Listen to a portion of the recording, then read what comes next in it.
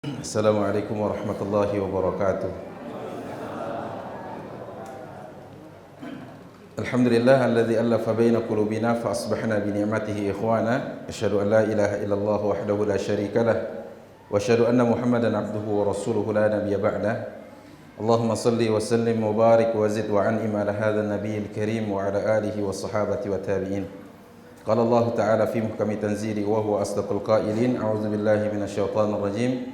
ووصينا الإنسان بوالديه إحسانا حملته أمه كرها ووضعته كرها وحمله وفصاله 30 شهرا حتى إذا بلغ أشده وبلغ 40 سنة قال رب أوزعني أن أشكر نعمتك التي أنعمت علي وعلى والدي وأن أعمل صالحا ترضاه وأصلح لي في ذريتي إني تبت إليك وإني من المسلمين.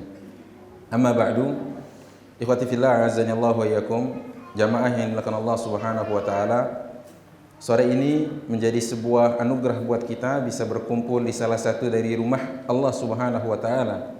Karena dalam sebuah riwayat Muslim, Rasulullah sallallahu alaihi wasallam bersabda, "Majtama'a qaumun fi baitin min buyutillah yatluna kitabahu wa yatadarasunahu fima bainahum illa nazalat alaihimus sakinah wa ghasyiyatuhumur rahmah wa haffathumul malaikah wa zakarallahu fiman indah." Kata Rasulullah, tidaklah satu kaum berkumpul di salah satu dari masjid Allah, dari rumahnya, kemudian membacakan firman Allah, mengkaji isinya, melainkan turun kepadanya ketenangan. Ini yang pertama. Maka kita tidak pernah temukan orang ngaji itu tawuran setelahnya. Iya. Hanya ada di konser-konser, betul kan? Hanya ada di konser-konser setelahnya dua orang remaja putri ditemukan pingsan karena apa? Terinjak-injak. Tidak ada di kajian kita dapat itu, karena itu menjadi garansi dari Rasulullah SAW. Yang kedua, wa haffathumul malaik atau ghasyiyatuhumur rahmah, kasih sayang Allah untuk yang datang ke tempat ini meliputi mereka. Dan yang ketiga adalah malaikat datang untuk berjejal sesak di ruangan ini. Wa haffathumul malaikah. Kenapa mereka datang berjejal sesak? Dalam riwayat yang lain, ridwan bima yatlub. Wa innal malaikata tad'u ajnihatahum ridwan bima yatlub. Karena malaikat mengepakkan atau membentangkan kepak sayapnya memberikan naungan kepada mereka yang mau belajar, talabul ilm. Dan yang keempat adalah Allah menyebut-nyebut orang yang hadir pada kesempatan hari ini di hadapan para penduduk langitnya. Wa dzakarallahu fiman indah. Dan di dalam sebuah riwayat Rasulullah SAW mengatakan, marhaban bi talibil ilmi. Selamat datang wahai para penuntut ilmu. Subhanallah. Ikhwati fillah, azani Allah yakum. Betapa hari ini, sore ini, di samping cuaca yang cerah, ternyata betapa banyak anugerah yang Allah berikan dan keberkahan kepada kita. Tidak lupa yang kami hormati Ketua DKM dan jajarannya, ya, kemudian Bapak RT kita, sekaligus Ustaz beliau. Saya agak malu tadi karena ternyata idza hadaral ma batalat tayammum. Dalam sebuah kaidah fikih mengatakan kalau sudah ada air, tayammum menjadi batal. Nyaris saja tadi Pak RT kemudian melanjutkan kajiannya dan kita dengar semua di sini. Dan ikhwati billah, azani Allah wa yakum, tidak lupa kepada seluruh hadirin al-ikhwan wal akhwat, ya, dan kaum aba dan ummahat. Pada sore hari ini kita sama-sama akan membahas satu tema, yaitu tentang di usia 40 tahun. Saya yakin, hakul yakin, di sini ada yang sudah sampai usia itu. Dan hakul yakin, di sini juga ada yang belum sampai pada usia itu. Karena pembicaranya belum sampai pada usia itu.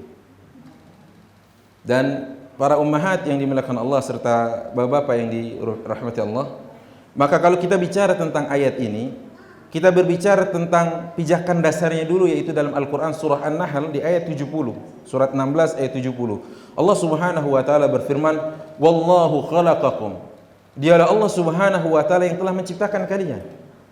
Tsumma yatawaffakum, kemudian Allah wafatkan kalian. Maka para ulama mengatakan nikmat bagi seluruh manusia pertama kali adalah nikmatul ijab. Apa itu nikmatul ijab? Nikmat dihadirkannya oleh Allah Subhanahu wa taala ke muka bumi. Nikmat ada di bumi ini nikmat. Nikmat menjadi pilihan Allah, diciptakannya nikmat. Makanya Allah mengatakan dalam Al-Quran di surat Al-Baqarah, kata Allah apa? Kaifa takfuruna billahi wa kuntum amwatan fa ahyakum summa yumitukum summa yuhyikum summa ilaihi turja'un. Bagaimana kalian bisa ingkar kepada Allah padahal kalian tadinya tidak ada apa-apa? Dalam Al-Quran surah Al-Insan di ayat pertama Allah berfirman, hal ata'a 'alal insani hinun minad dahr lam yakun syai'an madhkura. Tidakkah datang satu masa kepada manusia di mana dahulu mereka itu bukan apa-apa? Tadinya bukan apa-apa. Karenanya apa? Allah hadirkan itu. Wa kuntum amwatan fa ahyaakum tsumma yumitukum. Ini untuk manusia nikmat pertama adalah nikmat dihadirkannya oleh Allah ke muka bumi. Setelah itu diberikannya hidayatul iman. Dan nikmat hidayatul iman ini ditambah lagi dijaganya iman itu sehingga masih bersemayam di dalam dada kita. Nah, maka ikhwati fillah azanillahu yakum, itu nikmat yang paling besar. Kemudian Allah katakan summa yatawaffakum wa minkum man yuraddu ila ardalil umur. Dan di antara kalian ada yang dikembalikan kepada usia yang lemah. Ardalil umur adalah usia yang lemah. Lemah secara fisik, ya, lemah secara mental, lemah secara psikis, lemah secara ingatan. Makanya apa? Dahulu mungkin kita mampu membaca dari kejauhan tulisan yang kecil, tapi hari ini sudah memakai alat bantu. Dahulu bisik-bisik tetangga terdengar kuat di telinga kita, tapi sekarang di depan kita diomongin nggak dengar. Ikhwati fillah azanillahu yakum, maka Allah mengatakan likai la ya'lama min ba'di ilmin syai'a, agar di antara mereka yang dipanjangkan usianya ada tujuan dari Allah agar mereka itu tidak ingat masa lalu. Dan ini adalah masa yang Rasulullah berlindung kepada Allah Subhanahu wa taala agar tidak diberikan atau dianugerahkan oleh Allah sampai masa pikun. Ya, karena untuk sebagian ahli waris, untuk sebagian keluarganya, kepikunan orang tuanya menjadi apa? Rasa malu buat dia. Kenapa? Karena mungkin dia berbuat sesuatu yang seperti anak-anak.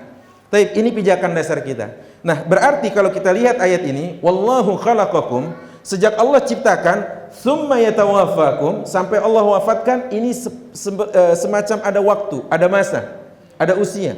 Dari proses penciptaan, kemudian menggunakan kalimat summa yang artinya adalah litertib.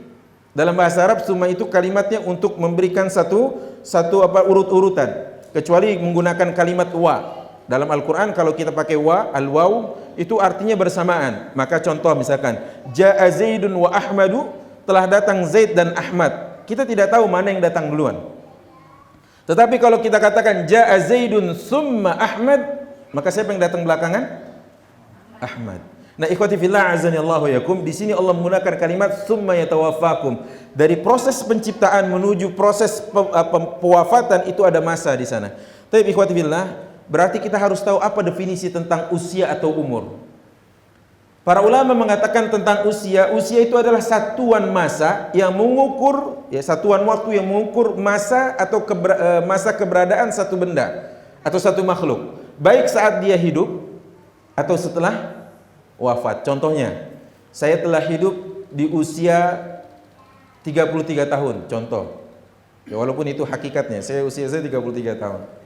Ya, kemudian apa? Rasul sallallahu alaihi wasallam telah wafat sampai hari ini 1400 tahun lebih, betul kan? Artinya apa? Itu satuan waktu yang mengukur keberadaan masa suatu benda atau satu makhluk. Nah, para ulama mengatakan bahwa yang namanya usia atau umur itu terbagi tiga. Ada usia kronologis, yang kedua ada usia biologis, yang ketiga ada usia mental. Atau usia yang pertama adalah usia kronologis. Di sini para ulama mengatakan usia kronologis itu adalah usia di mana seseorang mulai pertama kali merasakan kehidupan dunia. Jadi begitu dilahirkan oleh ibunya dari rahimnya, itu adalah usia pertama di mana seorang memulai harinya di dunia ini. Tetapi kalau sebagai seorang muslim kita lihat secara kronologis, usia kronologis kita adalah sejak Allah ciptakan kita di alam ruh. Dan setelah itu Allah tanya dalam Al-Quran surat Al-A'raf ayat 172, alastu birabbikum, bukankah aku Rabb kalian? Maka jawab kita serempak semua, yang mukmin, yang kafir, yang munafik, yang fasik, yang fajir, yang salih, yang talih, semua jawabannya sama. Qalu bala syahidna. Ya, kami bersaksi engkau adalah Rabb kami. Jadi usia kronologis adalah usia itu kalau dari Islam. Kemudian kita lihat sekarang apa yang dimaksud dengan usia biologis. Usia biologis adalah di mana seseorang itu kita kenal ada perubahan secara fisiknya. seorang anak yang awalnya adalah spermatozoa yang bertemu dengan ovum, sel telur, kemudian terjadi pembuahan, ya, kemudian membelah dirinya, membelah sel ini, membelah dan terus membentuk bagian-bagiannya sampai akhirnya ada tahapan-tahapan, ya, sampai kemudian matang, dikeluarkan lewat rahim ibunya ini tadi. Dari rahim ibunya dikeluarkan dari anak bayi yang dia hanya sebesar kelereng lambungnya, sehingga ketercukupan untuk asupan ASI sebenarnya nggak usah khawatir. Saat seorang ibu belum keluar ASInya, tenang saja, karena anak saat dia masih baru keluar itu mampu bertahan 2 hari sesungguhnya. Dan di dalam perutnya itu, lambungnya itu masih cuma sebesar kelereng, kecil sekali. Kemudian biologisnya bertambah, tumbuh, kemudian kira-kira seukuran bola bekel. Dari bola bekel kemudian lebih besar lagi seukuran bola kasti, dan begitu seterusnya. Dan ikhwati fillah azani Allah yakum, dari yang tadinya cuma gusinya, kemudian gusi mengeras menjadi tumbuh gigi dan seterusnya. Ini usia biologis. Nah, kemudian ikhwati fillah azani Allah yakum, dari usia biologis ini Allah Subhanahu wa taala atau para ulama mengatakan, dari firman Allah dan hadis Rasul sallallahu alaihi wasallam disebutkan bahwa di sana ada usia mental namanya. Nah, usia mental seseorang ini adalah usia di mana seseorang itu boleh jadi biologisnya banyak usianya, bertambah, tapi secara mental mengalami keterbelakangan atau keterlambatan.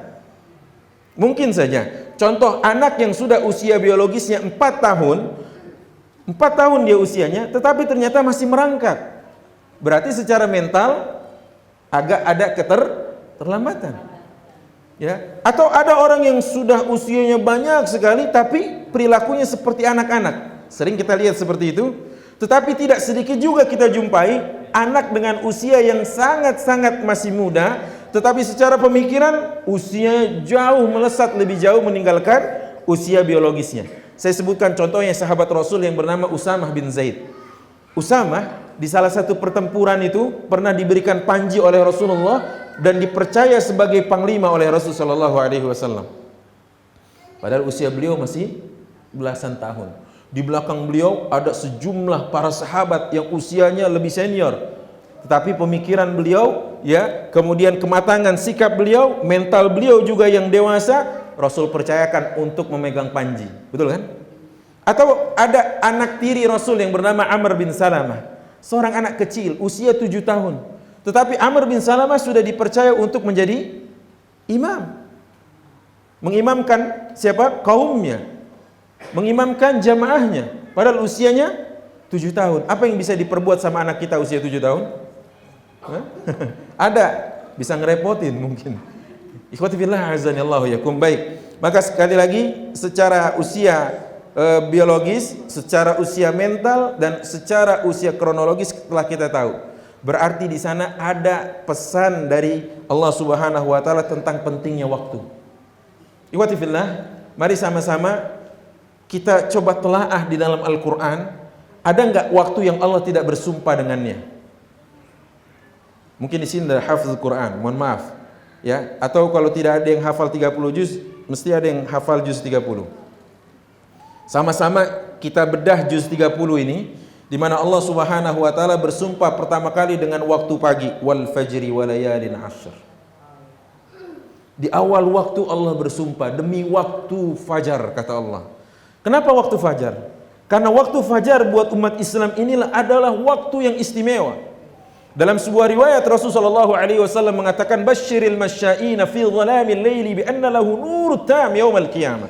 Kabarkan kepada mereka yang melangkahkan kaki mereka menuju rumah-rumah Allah, bagi mereka adalah cahaya yang sempurna kelak pada hari kiamat. Subhanallah. Maka pantas kalau Rasulullah mengatakan, lau ya'lamu ma fihima la atauhuma walau kana habwan. Kalau mereka tahu tentang bobot pahala di salat subuh dan salat isya, merangkak datang ke masjid, mereka pun rela. Dan hal ini selaras dengan apa yang Allah katakan dalam Al-Quran di surah Al-Hadid ayat 12. Kata Allah Subhanahu wa taala, ya, yauma taral mu'minina wal mu'minati nuruhum yas'a baina aydihim wa bi aymanihim. Kata Allah, hari itu kalian lihat cahaya di depan kaum beriman itu begitu begitu terbentang luas sekali, dan di sebelah kanan mereka cahaya itu menerangi mereka. Saya ada salah satu obrolan saya dengan direktur PLN, saya bilang, "Pak, Bapak enak ya nanti kalau melintas Sirat." "Kenapa Ustaz?" "Enak, Bapak kan direktur PLN. Ya, pasokan listrik Jawa, Bali, Sumatera dan seterusnya, Bapak yang pegang kendalinya." "Oh Ustaz, enggak gitu-gitu juga." "Enggak Pak, Sirat itu kan gelap." "Itulah saya berjuang Ustaz, saya mikir ini gimana melintas Sirat." Benar Bu? Ya benar ya ikhwan fillah azanillahu yakum, bahwa Sirat itu ternyata gelap sekali. Padahal Allah mengatakan wa in minkum illa wariduha kana ala rabbika hatman maqdiyah. Padahal sirat yang akan kita lewati pasti itu, kata Allah, kita akan lalui satu persatu. Cuma caranya berbeda. Ada yang seperti kilat menyambar, langsung sampai. Nggak ada kita pernah lihat kilat itu nggak pernah ada. Kilat menyambar dengan kecepatan yang luar biasa. Kemudian ada seperti burung terbang, kuda berlari, ya kan? Ada yang merangkak.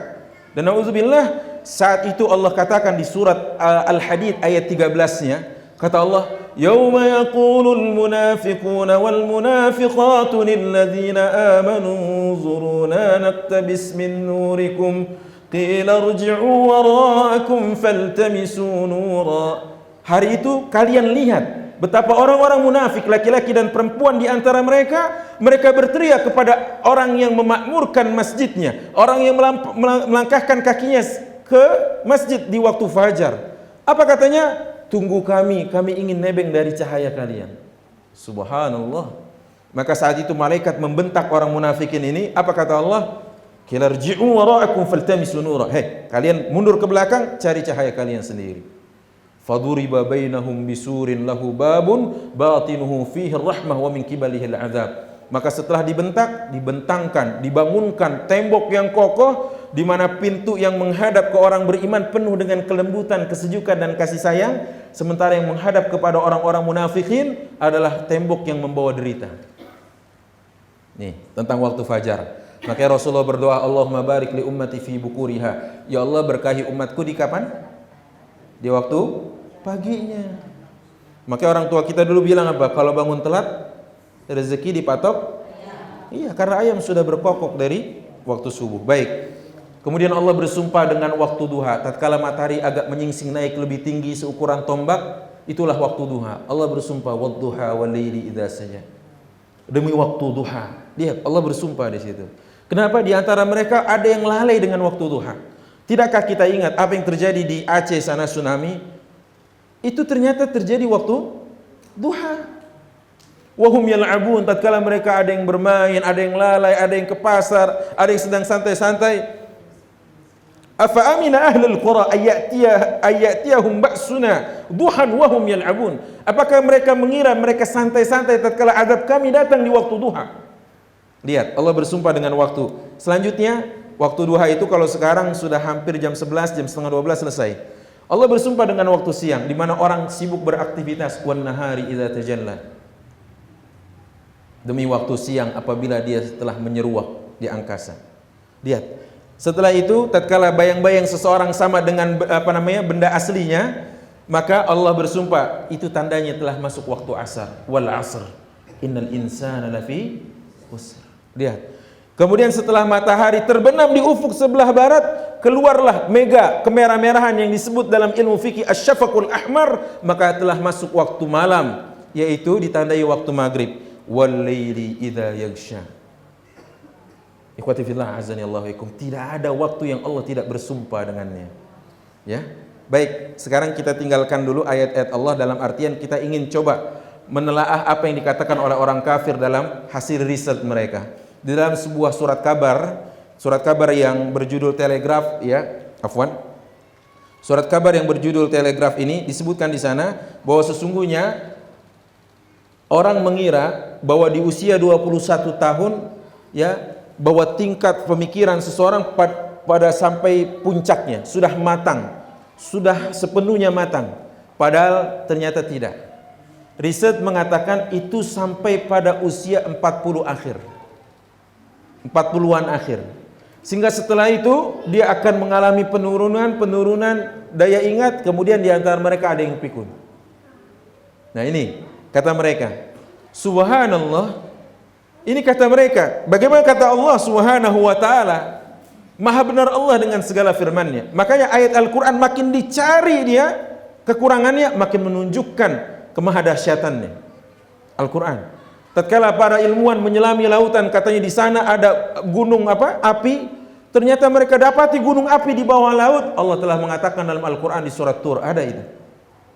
Tatkala mereka meneliti tentang dua air yang tidak bisa bertemu, seperti ada hijab di antara keduanya, Allah telah mengatakan, ya marajal bahraini yaltaqiyan bainahuma barzakhun la yabghiyan. Makanya saya sering berkelakar dua air ini, yang satu air tawar, yang satu air asin. Jika masing-masing ada ekosistem di dalamnya, maka saya katakan yang di air asin, air laut, kan ada namanya spesies ikan kembung, betul kan? Itu di air laut aja, di air asin aja kembung dia. Bagaimana dia lompat ke air tawar, mati dia. Cobain deh, ikan kembung masih hidup ditaruh di air tawar, mati dia. Karena di air laut saja kembung, betul kan? Subhanallah, maha benar Allah dengan segala firman-Nya. Allah Subhanahu wa taala mengatakan di dalam ayat ini, hatta idza balagha ashuddahu wa balagha 40 sana. Tatkala usia mereka dewasa pada usia 40 tahun, harusnya banyak berucap ayat ini, Rabbi auzi'ni an ashkura ni'matak. Ternyata di dalam Islam Allah menyebutkan angka-angka itu tidak banyak. Contohnya Allah menyebutkan tentang usia seseorang dalam menyusui itu 2 tahun. Dzalika liman arada ayyutimma ar-radha'ah, kata Allah, bagi mereka yang ingin menyempurnakan masa menyusui 2 tahun, silakan 2 tahun. Allah menyebutkan tentang angka juga di peristiwa Nabi Nuh alaihi salam. Ya, Nabi Nuh ini berdakwah 950 tahun. Atau Allah menyebutkan angka terkait dengan hidup seseorang adalah Ashabul Kahfi, 300 berapa tahun? 309 tahun ya. Kemudian Allah Subhanahu wa taala menyebutkan angka ini 40. Dan kalau kita lihat rahasia di balik itu, Rasul sallallahu alaihi wasallam dipilih sebagai rasul pengemban risalah, inna sanulqi 'alaika qaulan tsaqila, usia berapa? 40 tahun. Kenapa 40 tahun? Usia itu usia matang sudah. Secara emosional, ya. Secara mental, secara biologis, usia matang sudah. Matang usianya. Ya, ikhwati billah azanillahu. Baik, ini ada riset di mana orang-orang kufar mengatakan, salah satunya adalah Profesor Sarah mengatakan, terkait dengan anggota tubuh yang mengalami stagnasi, artinya dia tidak tumbuh lagi, tidak berkembang lagi, atau kalau ada pertumbuhan melambat, pada satu poin ada satu anggota tubuh yang terus tumbuh, yaitu daerah di ubun-ubun sini. Subhanallah, itu akan berhenti kata mereka nanti di akhir dari usia 40-an. Subhanallah, ya. Pak, lihat ini. Allah Subhanahu wa taala, mereka bilang ubun-ubun, tapi Allah Subhanahu wa taala mengabadikan dalam Al-Qur'an di surat Hud ayat 56. Ini adalah lisan ucapan Nabi Daud alaihi salam. Kata Nabi Daud, inni tawakkaltu 'ala Allahi rabbi wa rabbikum. Aku bertawakal kepada Allah Rabbku dan Rabb kalian. Wa ma min dabatin illa fil ardi illa huwa akhidhun binasiyatiha. Tidak ada satupun dari makhluk yang melata melainkan Allah pegang ubun-ubunnya. Riset yang barusan tadi, sudahkah dapat bocorannya Nabi Daud? Nabi Daud dapat bocorannya kah? Belum. Lantas siapa yang membimbing Daud untuk mengucapkan wa ma min dabatin fil ardi illa 'ala Allah illa huwa akhidhun binasiyatiha. Tidak ada satupun yang melata melainkan Allah pegang ubun-ubunnya. Dari mana itu? Subhanallah, Al-Qur'an. Ya. Al-Qur'an itu bersumber dari Al-Alimul Khabir, zat yang maha tahu dan pengetahuannya itu terperinci. Selanjutnya, doa Rasulullah itu yang di bawah. Kata Rasul sallallahu alaihi wasallam, ini doa boleh dicatat nanti atau saya share nanti dalam email. Doa ini adalah untuk yang sering galau. Ya. Sering galau, sering stres. Doa ini begini bunyinya. Allahumma inni abduk, ibnu abdik, ibni amatik, nasiyati biyadik. Adlun fi amadin fi hukmuk, adlun fi qada'uk. Allahumma inni as'aluka bi kulli ismin huwa lak sammaita bihi nafsak aw anzaltahu fi kitabik aw 'allamtahu ahadan min khalqik aw ista'tharta bihi fi ilmil ghaibi 'indak an taj'ala al-Qur'ana al-'azima rabi'a qalbi wa nura sadri wa jalaa'a huzni wa dhahaba ghammi. Baca doa ini ya. Saat sujud, menjelang salam, saat azan dan iqamah, saat ayam berkokok, saat turun hujan, baca. Yang sering galau aja. Apa arti ayat ini? Apa arti hadis ini? Ya Allah, aku ini hambamu, kata Rasul. Anak dari hamba laki-lakimu, anak dari hamba perempuanmu. Kemudian ubun-ubunku ada di tanganmu. Subhanallah. Sudah bocorkah riset orang tadi kepada Rasul? Belum, mereka justru belum lahir. Tapi kok Rasulullah sudah tahu, nasiyati biyadik, ubun-ubunku ada dalam genggamanmu. Dan ubun-ubun ini nanti yang akan ditarik oleh malaikat Zabaniyah. Ya, masuk ke dalam neraka Allah dikarenakan apa? Nasiyatin kadzibah. Ya, ubun-ubun yang selalu dusta, kata Allah dalam Al-Quran surah Al-Alaq. Baik. Berarti ikhwati fillah azanillahu yakum, kita kembali ke ayat ini. Apa kata Allah Subhanahu wa taala tentang ayat tadi? Ditafsirkan oleh ulama bahwa orang pada usia 40 tahun itu sudah matang harusnya. Matang sikapnya, matang mentalnya, matang keputusannya, sudah matang. Ya. Nah, ini ikhwati fillah azanillahu yakum. Baik, kita dengarkan apa yang dikatakan oleh ulama tafsir dalam hal ini. Seorang tuh harus sudah matang, terlebih dari sisi agamanya. Dari sisi agamanya, para ulama mengatakan usia 40 itu seperti kaman yartaqi ilal jabal. Seperti seseorang yang melakukan hiking ke gunung. Ya, dia melakukan sebuah pendakian ke gunung, maka usia 40 adalah seseorang alladzi dhahaba fi qimmatil jabal, yang sudah sampai pada puncak bukit. Artinya kalau sudah sampai puncak bukit, dia lihat ke belakang tadi, masa lalunya yang mengantarkan dia sampai ke atas bukit ini. Ya Allah, jalannya ternyata berbahaya. Ya Allah, jalannya terjal, banyak bebatuan, onak duri, pantas saya kepleset, pantas saya tadi terjatuh. Ya Allah, akhirnya sampai juga usia ini. Tapi untuk jalan yang akan dilintasinya, dia lihat dari ketinggian gunung. Ya Allah, curam juga ya. Saya harus hati-hati turunnya, karena jalanan ini terjal. Jangan-jangan saya terperosok, jangan-jangan saya terjerembab masuk ke dalam jurang.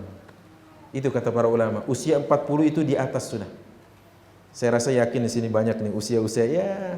Walaupun tinggal ada, Ustaz saya belum 40. Kemarin saya kajian tentang ini, alhamdulillah saya belum 40, Ustaz. 40 kurang 2 hari lagi katanya. Ikhwatifillah azanillahu yakum. Baik. Apa kata Imam Sa'labi? Imam Sa'labi rahimahullah mengatakan, sesungguhnya Allah menyebutkan angka 40 itu adalah sebagai batasan bagi manusia keberhasilannya dan keselamatannya. Berhasil dan selamatnya di usia 40. Baik, kita dengarkan apa yang dikatakan oleh Imam Qurtubi rahimahullah. Kata Imam Qurtubi rahimahullah ta'ala, bahwa seseorang tatkala dia sampai pada usia 40 tahun, maka harusnya tumbuh di benaknya kesadaran untuk bersyukur atas nikmat Allah selama ini. Satu waktu saya pernah diminta sebagai narasumber, pemateri dengan 2 orang yang lainnya, yang satu dari BNPT Pusat, yang satu dari BNN Jakarta Timur. Ya, waktu itu dari BNPT Pusat bilang, salah satu ciri teroris adalah berjenggot. Wah, dalam hati kurang ajar juga nih. Dia nggak tahu salah satu pembicaranya ini berjenggot ini ya. Baiklah, tapi akhirnya saya luruskan dan dia minta maaf di forum itu. Tapi giliran BNN dari Jakarta Timur itu memberikan paparan, dia bilang angka kematian itu sekarang termasuk yang tertinggi dari kalangan anak-anak muda. Dan dia katakan, Ustadz, wajar. Kenapa? Di antaranya kena narkoba. Ustadz, saya pernah tangkap orang itu kurir membawa 27 kg sabu-sabu. 27 kg. Waktu saya interogasi dia, ternyata 1 gram sabu, 1 gram sedikit atau banyak? Sedikit. 1 gram itu sedikit. Apalagi kalau buat mahar. Makanya dahulu istri saya itu nggak saya kasih emas, walaupun cincin kah, gelang kah, kalung kah, saya nggak kasih dia. Dia cuma minta hafalan Quran dari saya. Ternyata setelah saya telusuri, oh saya baru tahu, baru ngeh. Kenapa dia tidak minta emas tadi? Dia akan dapat emas Ridwan 70 kg.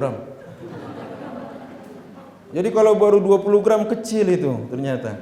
Baik, kita kembali. 1 gram tadi bisa meracuni 4 anak bangsa. 1 gram tadi mampu membuat umat ini generasi terbaiknya. Agent of change-nya itu bisa apa? Terbunuh dengan 1 gram tadi. Bagaimana kalau seandainya 27 kg tadi? La haula wala quwwata illa billah. Masya Allah, ya. Terjadi akan banyak orang yang terbunuh dengan hal itu. Tapi ikhwati fillah, lihat. Makanya kalau sudah ada yang sampai 40, syukuri itu. Karena yang berbicara juga belum tentu sampai usia 40. Saya ulangi sekali lagi, ya, saya belum sampai usia itu. Tapi ikhwati fillah, bagaimana salafus salih dengan angka 40 tahun? Mari kita simak apa yang dikatakan Abdullah bin Abbas radhiyallahu anhu. Abdullah bin Abbas mengatakan, ya, orang yang kalau sudah sampai usia 40 tahun, tetapi kebaikannya tidak bisa mengungguli keburukannya, siap-siap tempatnya ke neraka. Ya. Karena umumnya orang itu akan ditutup usianya di kebiasaan yang dia lakukan. Saya ulangi lagi. Seseorang akan ditutup usianya di atas kebiasaan yang dia lakukan. Kenal Steve Irwin? Steve, siapa dia? Sang penakluk binatang-binatang dan hewan-hewan buas. Buaya digulat sama dia. Sama singa nongkrong di kandang singa sekian bulan. Mati enggak? Enggak. Tapi dia ternyata terjatuh dan meninggal karena hewan juga. Karena buntut ikan. Belakangan yang paling anyar dan paling update, padahal hewan ini biasa dia bawa kemana-mana manggung, betul kan? Ternyata harus meninggal dengan hewan yang biasa dia bawa, betul nggak? Kita akan ditutup usia kita di atas kebiasaan yang kita lakukan. Makanya ahli nyekek botol, ahli maksiat, kemudian bermimpi untuk meninggal dalam sujud dan taat, itu namanya hayalan. Orang Arab mengatakan tarjun najata wa lam tasluk masalikaha inna safinata la tajri 'ala al-yabas. Kau harap keselamatanmu tapi kau tidak menempuh jalan keselamatannya. Apa kata mereka? Sesungguhnya kapal laut itu tidak pernah berjalan di daratan. Artinya apa? Mimpi. Enggak pernah kita menempuh jalan keselamatan tapi ingin meninggal dalam keadaan sujud, mimpi namanya. Orang yang ingin meninggal dalam sujud, dia menjaga betul ya dalam sujudnya. Bahkan dalam salah satu riwayat, ya, seorang ulama hadis tatkala ia sakit dan sakitnya ini mengantarkan detik-detik kematiannya, ada murid-muridnya menjenguknya di rumahnya. Muridnya menjenguk bukan mendoakan tahur insyaallah, enggak gitu. Tapi muridnya membacakan haddatsana fulan an fulan akhbarana fulan an fulan an fulan an fulan an fulan. Ya, dia katakan dari si fulan guru saya berkata, gurunya berkata, sampai pada Rasulullah dia katakan, qala Rasul sallallahu alaihi wasallam. Si muridnya kemudian dia diam. Nah, yang tergolek sakit nih, gurunya ulama hadis ini melanjutkan.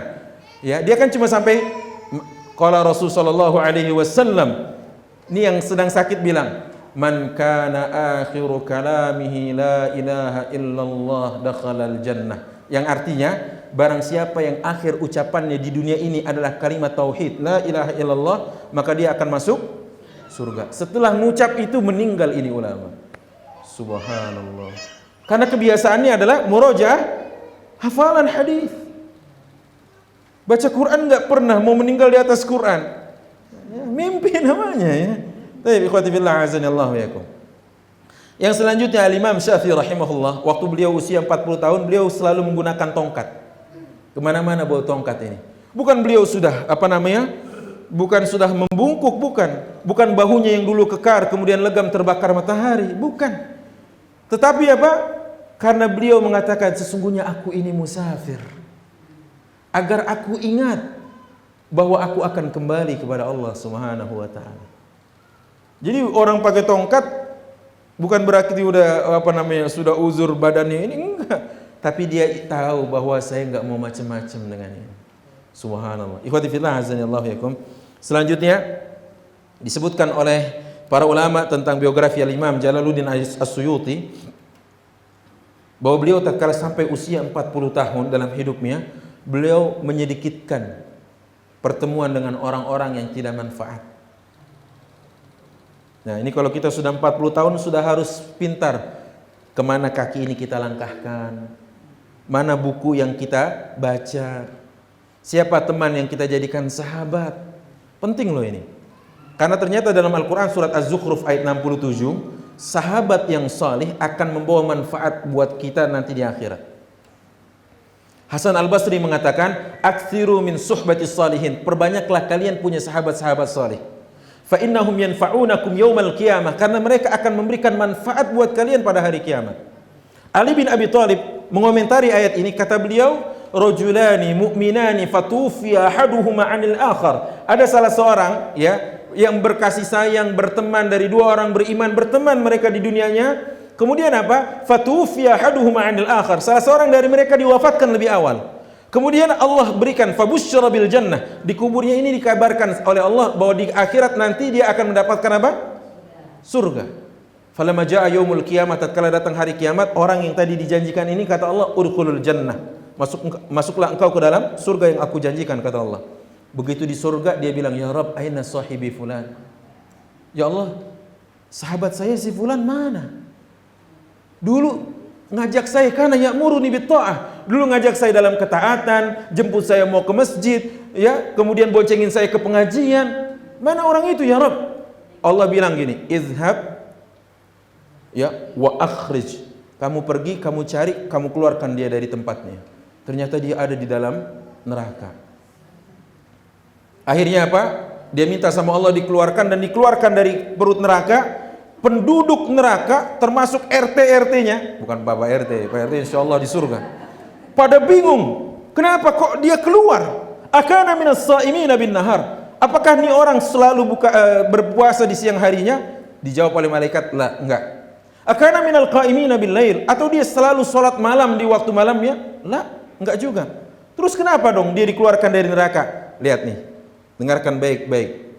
Li'anna lahu sahibun salih. Dia punya sahabat yang salih. Allahu Akbar. Bu, Pak, ingat pesan saya. Kalau nanti di surga Bapak Ibu enggak temukan saya, nama saya Ahmad Ridwan. Ya, cari saya. Kalau Ibu Bapak enggak temukan saya di surga, bilang, "Ya Rabb, dia pernah satu waktu men-share ayat-ayat di Masjid Al-Insan." Ya, nama saya Ahmad Ridwan. Baik, jangan salah, usia 40 tahun jangan salah pilih teman. Baik, kita dibatasi waktu ini. Slide saya masih banyak sekali. Ibrahim An-Nakha'i mengatakan bahwa jika seorang telah sampai pada usia 40 tahun, maka kalau kebiasaan yang dia lakukan itu saja, maka dipastikan dia meninggal dalam keadaan seperti itu. Kecuali, ya, karena kan kaidah besar pasti ada pengecualiannya, kecuali beberapa orang saja. Contohnya dulu pelaku maksiat, nggak taunya dia tobat di akhir hayat. Mungkin kan? Mungkin. Tetapi saya katakan secara umum seseorang akan ditutup usianya di atas kebiasaan yang dia bangun. Pernah dengar namanya pembalap dari Brazil F1 kalau tidak salah? Siapa namanya dulu? Siapa? Senna. Ayrton Senna meninggal di Prancis di atas kendaraan yang dia tunggangi. Betul kan? Pokoknya orang akan meninggal di kebiasaan yang dia lakukan. Ya, makanya kalau udah 40 tahun, udahlah, jangan banyak ngeceng di mall. Ya, sudah harus tahu kemana kaki ini. Karena apa? Kata Rasulullah, tahukah engkau siapa itu mustarih, siapa itu mustarih, siapa itu mustarah? Tahukah engkau siapa itu mustarih dan siapa itu mustarah? Para sahabat mengatakan Allah dan Rasulnya yang tahu. Amal mustarih, ya, adapun orang yang beristirahat adalah seorang mukmin yang dipanggil oleh Allah kembali kepadanya dalam keadaan baik, husnul khatimah, maka dia beristirahat dari penatnya dunia ini. Wa amal mustarah, Adapun orang yang beristirahat darinya, yaitu orang-orang yang disumpahi oleh makhluk. Alladzi yastarihu minhul ibad wal bilad wasyajar wal ahjar, yaitu seorang yang apabila meninggal maka lingkungan bersyukur dengan wafatnya. Nauzubillah. Diumumkan inna lillahi wa inna ilaihi rajiun, telah berpulang ke rahmatullah fulan bin fulan al fulani. Siapa tuh? Oh, fulan. Alhamdulillah, ngapa enggak dari dulu? Ini namanya mustarah. Kalau usia 40 tahun kita belum berbuat baik, masih itu saja, jangan-jangan kita menjadi apa? Mustarah. Yang lingkungan justru bersyukur dengan meninggalnya diri kita. Nauzubillah. Baik, kandungan ayat ini terdiri dari beberapa. Tadi sudah kita bahas bagiannya. Yang pertama tentang syukur, usia 40, karena yang lain belum tentu usia itu. Yang kedua tentang jangan lupakan orang tuamu. Wa ala walidayya, ya kan tadi? Dan kedua orang tuaku ya Allah. Allah berfirman di dalam ayat ini, wahfid lahuma janahaz dzulli minar rahmah, dan tundukkanlah, rendahkanlah dirimu. Sebenarnya janah itu adalah kalimat yang digunakan untuk seekor burung, yang artinya sayapnya. Burung kalau dia mau kesangkar, dia lambat perlahan menutup sayapnya. Begitulah Anda wahai saudaraku yang dimuliakan Allah. Usiamu 40 tahun, mungkin engkau telah sukses dalam karirmu. Engkau telah kaya dalam hartamu. Tapi jika engkau melupakan orang tuamu, you are nothing. Kamu bukan siapa-siapa. Siapa kita di antara orang tua kita? Bukan siapa-siapa. Maka sukses kita dalam karir, rendahkan. Kita bukan siapa-siapa di depan orang tua. Anda boleh sebagai seorang jenderal, tapi kalau berhadapan dengan orang tua, tanggalkan kejeneralanmu. Itu orang tuamu. Anda orang kaya, Anda orang pintar, Anda ilmuwan. Tatkala Anda bicara di depan orang tuamu, tanggalkan ego itu semua. Anda bukan siapa-siapa. Anta wa maluka li abika. Dirimu dan hartamu milik orang tuamu. Saya boleh bercerita ya. Abu Hurairah radhiyallahu an tidak seberuntung kita. Awalnya ibunya musyrik. Ibu kita alhamdulillah muslimah baik. Tatkala ibunya berkata, Abu Hurairah, aku tidak akan masuk berteduh dari sengat panas matahari, dan aku tidak akan makan dan minum sampai engkau keluar dari ajaran Muhammad sallallahu alaihi wasallam. Maka Abu Hurairah berada pada pilihan yang sangat sulit, dilema. Dia pilih ini enggak mungkin karena keluar dari ajaran Rasul, dia pilih ini juga tidak mungkin karena ini adalah ibunya. Maka dia pilih opsi yang ketiga, dia pergi kepada Rasulullah. Dia katakan, ya Rasulullah, ud'ullah li ummi Abi Hurairah. Ya Rasul, doakan ibunda Abu Hurairah. Maka Rasulullah berdoa, Allahumma hdi li ummi Abi Hurairah. Ya Allah, tunjukkan hidayah kepada ibunda Abu Hurairah. Sepulang dari bertemu Rasul, ternyata rumahnya terkunci dan dari kejauhan, dari kamar mandinya terdengar ada suara air. Maka Abu Hurairah bersyukur kepada Allah, mengucapkan tahmid karena ibunya sedang mandi hadas, yang bertanda dia telah masuk ke dalam agama Islam. Di sini cerita kita bukan. Cerita kita adalah di berikutnya. Apa kata Abu Hurairah waktu ibunya memanggil, "Ya Abu Hurairah, wahai Abu Hurairah." Maka Abu Hurairah menjawab, "Labbaik wa sa'daik ya ummah." Kita tahu respon atas sebuah panggilan, kalimat yang paling cantik dan indah adalah labbaik. Betul ya? Makanya kita dipanggil haji, kita sambut dengan kalimat apa? Labbaik Allahumma labbaik, labbaik la syarika laka labbaik. Abu Hurairah menjawab dengan kalimat labbaik wa sa'daik ya ummah. Aku datangi dan aku penuhi panggilanmu hai ibu. Begitu ibunya meminta tolong sesuatu dan dia telah tunaikan, akhirnya dia merenung, ya Allah, kok tadi rasa-rasanya volume suara saya saat menjawab panggilan ibu lebih tinggi dari suara ibu saya. Maka dia beristighfar sebanyak mungkin. Setelah itu dia keluar dari rumahnya, mencari 2 orang budak dan dia merdekakan. Subhanallah. Sampai usia 40 tahun ini, sudah berapa kali kita angkat suara kita di atas suara orang tua kita? Ayo, muhasabah buat kita. Sudah berapa kali kita mengangkat suara kita lebih tinggi dari suara ibu kita dan ayah kita? Ingat, wakhfid lahuma janahaz dzulli minar rahmah. Saya katakan kisah yang kedua adalah kisah tentang seorang ulama di Makkah. Dia mufti besar di Makkah, namanya Kihmiz bin Yazid. Dia punya kajian ulama semuanya, murid-muridnya ulama. Satu waktu ibunya bilang, ya Kihmis, inni la uhibbu ashabak. Wahai Kihmis, emak nggak suka sama teman-temanmu. Kihmis nggak banyak tanya, nggak banyak, kenapa mak? Enggak. Tiba saatnya di mana teman-temannya datang untuk taklim, dia lihat dari balik tirai, setelah dari balik pintu itu ada ucapan salam, Assalamualaikum. Kihmis menjawab dari balik pintu, Waalaikumsalam warahmatullahi wabarakatuh. Dia buka dari jendela, dia lihat, oh ini yang emak saya nggak suka ini. Dibukakan pintu sama Kihmis, nggak banyak ngomong Kihmis cuma bilang irji'u. Pulang lagi kalian. Fa inna ummi qalat ya Kihmis inni la uhibbu ashabak. Mau tahu? Mak saya bilang, Kihmis, mak enggak demen sama teman-teman ente. Karena yang diajak ngomong ulama enggak juga banyak ngomong. Balik kanan, bubar jalan. Betul kan? Tahu pasti ini Kihmis memuliakan orang tuanya. Anak sekarang mak enggak demen sama temen lu itu. Awas kalau dia datang lagi ke rumah ini. Mak saya brokin air. Tahu saya brokin air? Di Banjur. Mohon maaf itu bahasa Betawi karena saya 24 karat orang Betawi. Ya. Kalau anak sekarang mak enggak suka sama temenmu, ya mak, siap. Besok dia janjian. Ente tunggu ya di ujung gang. Ya, sama aja. Ikhwati fillah azanillahu yakum. Ini yang pertama. Yang kedua atau pesan yang kedua ya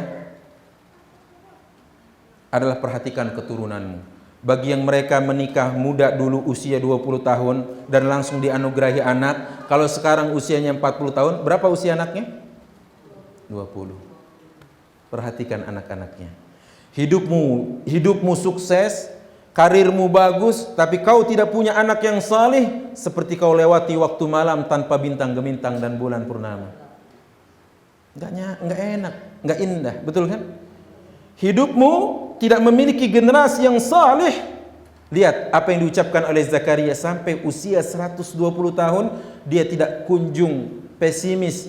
Allah mengabulkan doanya. Rabbi inni wahana al-'azmu minni washta'ala ra'su shayba wa lam akum bidu'aika rabbi syaqiya. Ya Allah, tulang punggungku telah membungkuk dan rambutku telah beruban, tapi aku tidak akan pernah putus asa berdoa agar dapat momongan darimu. Ya kan? Maka yang sudah punya anak dijaga betul. Kenapa? Karena itu adalah akan menjadi pasif pahala buat kita setelah kita meninggal. Ingat itu. Ya. Apalagi usia 20 tahun, usia rawan. Salah-salah pergaulan, wah bahaya ya kan? Makanya dahulu kalau kita bicara tentang peradaban, Ali bin Abi Thalib itu menikah 20 tahun usianya. Berapa Fatimah saat diperistri oleh Ali? 15 tahun. Coba anak kita 15 tahun datang ke kita, Umi, kakak mau nikah. Hah?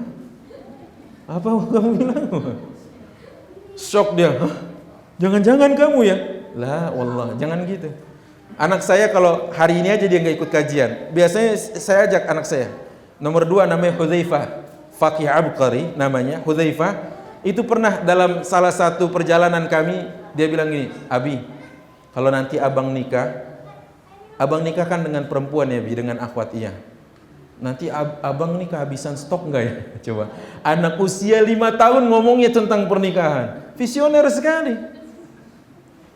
Bi, nanti kalau abang nikah Bi, abang mau nikah dengan wanita yang hafiz Quran. Kemudian kalau bisa yang miskin. Terus abinya tanya, kok miskin? Ya kan abang nanti kaya, abang kasih infak dan nafkah ke dia. Masya Allah, uminya sampai geleng-geleng kepala. Ini anak bocah 5 tahun ngomong begini. Saya juga kaget, siapa yang ngajarin usia kayak gini. Subhanallah. Makanya saya katakan, perhatikan betul anak kita. Ya, dengan siapa dia berkawan, karena dia akan menjadi kontributor kita dalam pahala. Baik. Sampai doa kita apa? Walladzina yaquluna rabbana hab lana min azwajina wa dzurriyyatina qurrata a'yun waj'alna lil muttaqina imama. Bapak Ibu yang dimuliakan Allah Subhanahu wa taala, anak di Al-Qur'an disebutkan dengan 4 karakter. Yang pertama, Rabbi habli minas shalihin, anak-anak yang saleh. Dan ucapan ini umumnya ucapan seorang nabi. Kalau dianugerahkan anak, maka anaknya jadi nabi juga. Yang kedua adalah ayat ini, surat Al-Furqan ayat 74. Allah berfirman, walladzina yaquluna rabbana hab lana min azwajina wa dzurriyyatina qurrata a'yun. Anak yang menjadi penyejuk pandangan mata kita, pelipur lara, pelipur duka. Yang ketiga adalah anak itu sebagai fitnah.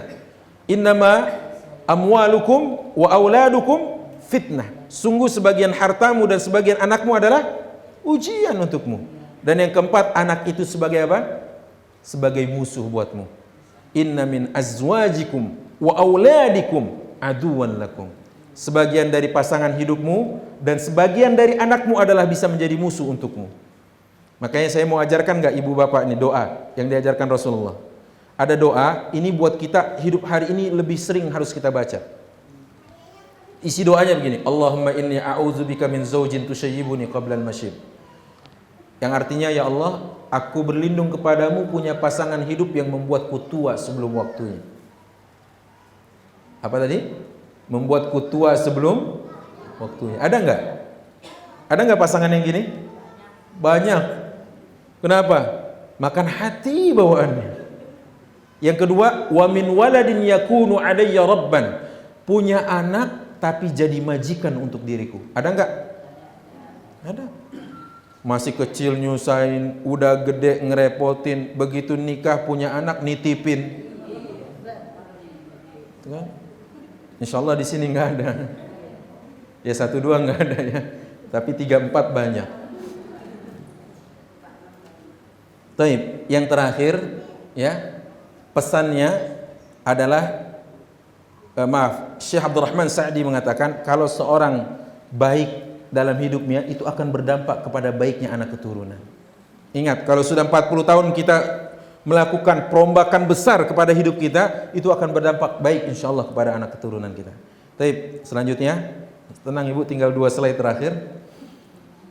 Allah berfirman, ini pesannya. Yang ketiga pesannya, sudah 40, perbaharui terus taubat kita. Ya. Ya ayyuhalladzina amanu tubu ilallahi taubatan nasuha. Terus perbuatan baik ini ya kita jaga. Karena kita tidak pernah tahu ya di usia berapa kita meninggal. Di tanah mana kita akan diwafatkan. Dalam kondisi apa kita ditutup oleh Allah. Yang penting taubat itu taubat itu masih Allah terima sebelum datang 2 keadaan. Yang pertama, malam yughargir, selagi nyawa belum sampai di sini. Kalau sudah sampai sini, terlambat taubat kita. Fir'aun dalam surat Yunus itu ternyata dia sempat mengucapkan kalimat taubat. Qala amantu bihi kama amanat bihi Banu Israel. Aku beriman sebagaimana berimannya Bani Israel. Tapi nyawa sudah sampai sini, sudah telat. Maka malaikat mengambil pasir dari tepian pantai Laut Merah, ditutup mulutnya. Biar enggak banyak ngoceh. Kemudian Allah berfirman kepada Fir'aun, "Al-ana wa qad asaita amri." Sekarang ente baru mau taubat setelah ditutup pintu taubat bagimu. Ini yang pertama. Yang kedua, malam tatlu'i syams min maghribiha. Allah masih menerima taubat kita sebelum matahari keluar dari sebelah barat. Ya. Ingat, segerakan taubat. Karena ini pesan di dalam Al-Quran tadi. Dan Imam Ibnu Katsir rahimahullah mengatakan apa? Buat yang telah sampai usia 40 tahun, sering-sering taubat. Ustaz, kalau yang 30 masih aman? Enggak juga. Artinya apa? Ya, kalau 40 sudah pada level lampu kuning dia. Harus terus dia bertaubat. Taib ya. Ini terakhir dari slide saya yang saya miliki. Ada sebuah ungkapan di dalam bahasa Arab, tapi saya tampilkan foto ini karena berbagai multi tafsir, betul kan? Tentang foto ini, seorang kakek generasi awal dengan generasi ketiga, yaitu cucu. Ada ungkapan yang saya lebih memberikan komentar, laita syababu ya'udu yawman fa ukhbiru bima fa'alal masyibu. Jika ternyata waktu muda bisa diputar, seolah si kakek ingin berkata kepada cucunya, "Nak, cu, aku ingin bercerita tentang masa muda, di mana apa yang dilakukan oleh orang tua adalah penyesalan." Ya. Laita syababu ya'udu yawman fa ukhbiru bima fa'alal masyibu. Hidup ini cuma sekali. Dan tidak ada siaran tunda dan siaran ulang. Maka perbaikilah betul ya taubat kita, amal saleh kita sebelum datang terlambat itu semua. Mungkin sampai di sini kajian kita pada sore hari ini. Semoga yang sedikit ini manfaat buat saya.